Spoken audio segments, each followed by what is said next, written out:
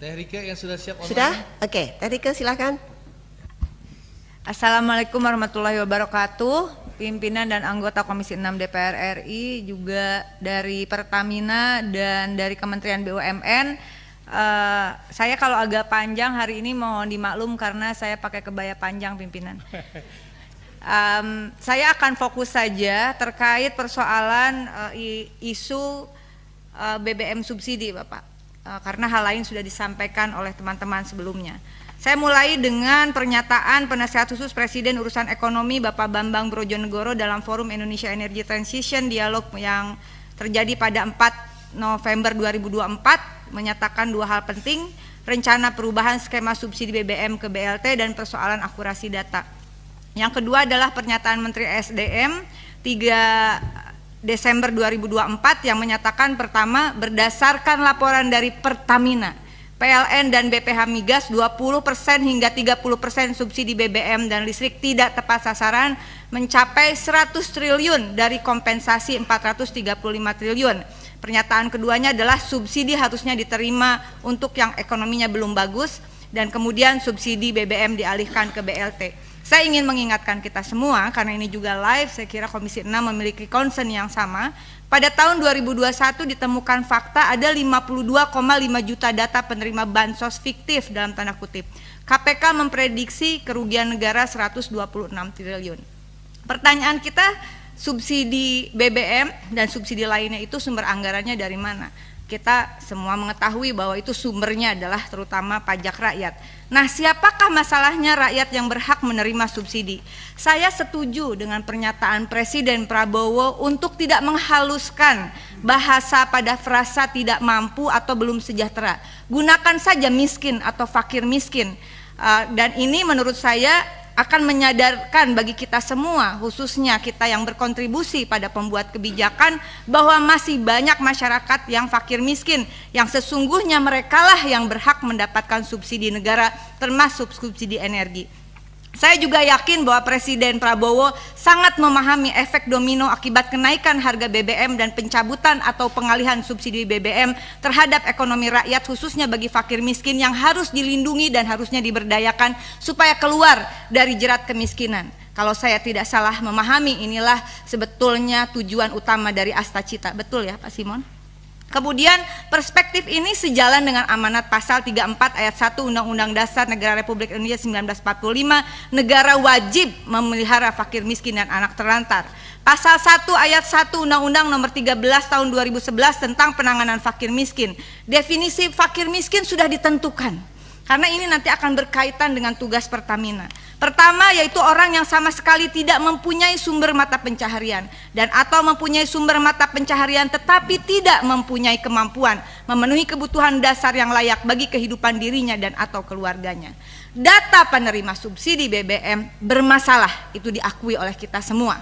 Tidak akurat, padahal APBN 2022 sudah mengalokasikan untuk data registrasi sosial ekonomi atau Regsosek, yang itu kemudian juga digunakan sebagai basis data untuk penerima subsidi, sekitar 4,17 triliun, gede banget. Sensus sebelumnya 2020 2 triliun lebih. Pertanyaan, uang sebesar itu kenapa datanya tidak akurat? Tentu ini bukan tugas Pertamina. Saya yakin Presiden Prabowo, saya pernah diskusi dengan Pak Prabowo langsung.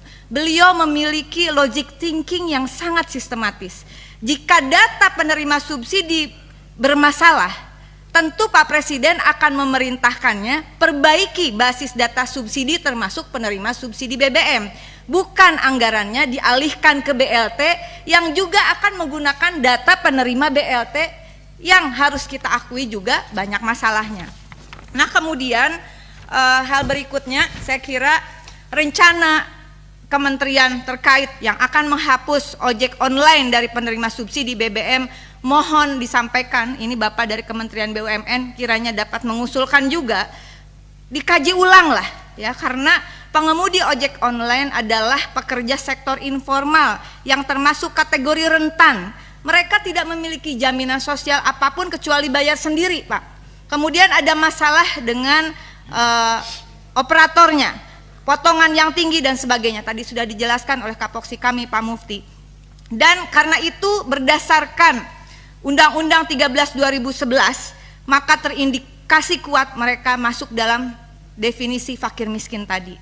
Kemudian yang terakhir yang ingin saya sampaikan adalah saya ingin bertanya, mohon izin pimpinan, singkat saja, apakah untuk penyediaan pendistribusian dan harga jual eceran bahan bakar minyak khususnya yang bersubsidi sudah ada aturan baru atau masih menggunakan Perpres nomor 191 tahun 2014? Masih ya Pak? Belum ada revisi? Belum ada revisi. Jadi pimpinan dan anggota Komisi 6 mudah-mudahan ini masuk ke dalam kesimpulan. Beberapa hal penting yang disampaikan oleh anggota sebelumnya terkait bagaimana subsidi BBM khususnya dengan target masyarakat yang miskin tidak mampu, baik itu petani, baik itu nelayan dan seterusnya, itu menggunakan dasar hukum karena kita negara hukum. Jadi Pertamina ini saya kira butuh klarifikasi kepada publik. Pertamina itu bukan regulator. Penentuan penerima BBM dan bagaimana mekanisme penyalurannya itu ditentukan oleh pertama badan pengatur. Adalah badan pengatur sebagaimana dimaksud dalam Undang-Undang Nomor 22 Tahun 2001 tentang minyak dan gas bumi. Kedua, menteri. Bukan menteri BUMN, tapi menteri yang menyelenggarakan urusan pemerintahan di bidang minyak dan gas bumi. Saudara-saudara pimpinan dan anggota mohon dukungannya karena Perpres 191 tahun 2014 tentang penyediaan pendistribusian dan harga jual eceran bahan bakar minyak. Di sini sudah ada siapa saja yang mendapatkan subsidi. Tetapi uniknya saya sudah dari periode lalu saya minta segera revisi, perbaiki. BBM atau BBM yang diatur adalah dengan RON 88. Yang BBM subsidinya RON 88 Pak di sini, betul ya Pak ya? Saya tanya ke Pertamina, apakah Pertamina masih menjual RON 88? Saya dalam catatan saya, Pertamina, BBM yang dijual di Pertamina mohon dikoreksi. Pertalite RON 90, Pertamax RON 92, Pertamax Green RON 95, Pertamax Turbo RON 98. Perpres 191 tahun 2014 ini mengatur yang didistribusikan BBM bersubsidinya adalah RON 88. Jadi menurut saya ini sangat tidak relevan dan di sini tidak ada mekanisme bagaimana data yang digunakan itu dari institusi mana, bagaimana prosedurnya dan sebagainya. Oleh karena itu di dalam kesempatan yang berharga ini saya merekomendasikan, saya yakin Pak Prabowo akan mengeluarkan Perpres baru, ya Perpres baru yang di dalamnya bukan hanya ini pertimbangannya udah bener nih, mempertimbangkan perkembangan kebutuhan nasional atas bahan bakar minyak dalam rangka pemberian subsidi yang lebih tepat sasaran kepada konsumen pengguna. Tetapi isinya sudah tidak relevan. Oleh karena itu saya merekomendasikan pertama adalah tentu saja meskipun bukan tugas Pertamina, tapi nanti Pertamina yang akan kena imbasnya kalau tidak tepat sasaran. Segera benahi data penerima subsidi berbasis data desa kelurahan presisi. Yang kedua, revisi Perpres 19 2014, cabut Astacita khususnya bidang energi dan bagaimana ada keadilan energi bagi masyarakat yang selalu disampaikan oleh Pak Prabowo tidak mungkin tercapai kalau payung hukumnya tidak direvisi. Ketiga, saya mengatakan menolak anggaran subsidi BBM dialihkan ke BLT dengan basis data yang tidak dibenahi tadi. Keempat, mohon dukungannya agar pencabutan subsidi BBM bagi ojek online dibatalkan. Kasihan Pak, kasihan betul mereka. Bapak mungkin sekali-kali ngobrol, saya baru saja membantu memulangkan jenazah anak seorang pengemudi ojek online. Janda dengan 5 anak, dia mengemudi ojek online. Tahu nggak Pak, motornya ternyata sewa harian.